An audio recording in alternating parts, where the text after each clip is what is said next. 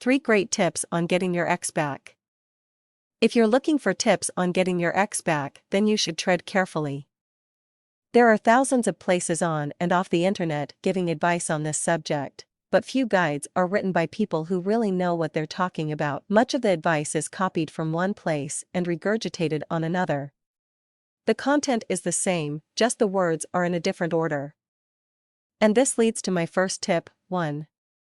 Always check the credentials of the writer. Who is it giving you advice on what is a vitally important aspect of your life, on which your whole future may depend?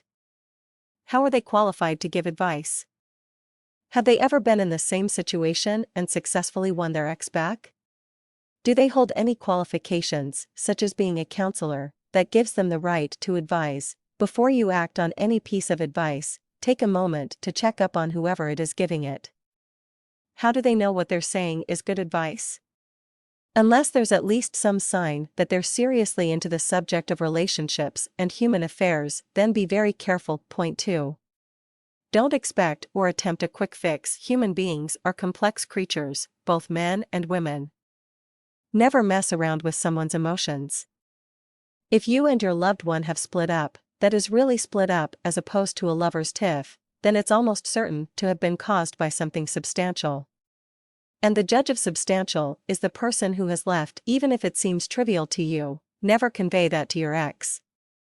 Always empathize with them and try to use the issue so you understand them better. Sincerely apologize, and say you accept that some time apart may be the only way ahead for both of you. Be sincere in this. Never pander to things your loved one says or wants just to try and get them back. You have to be yourself at this difficult time, more than ever, and in doing so impress your ex with your strength of character. It's easy to say this, but it's true. You may have to put up with injustice, in being blamed for things that perhaps weren't altogether your fault, and the judgment of friends and acquaintances who don't know all the facts. Shoulder all these burdens with fortitude, and never complain to anyone.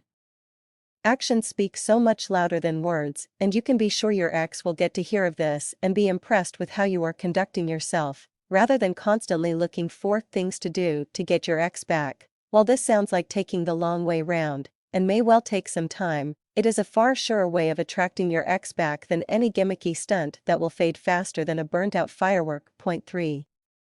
You have to get your ex to want to return. You can't force your ex to come back to you, or to accept you back. The driving force that brings them back has to come from within them.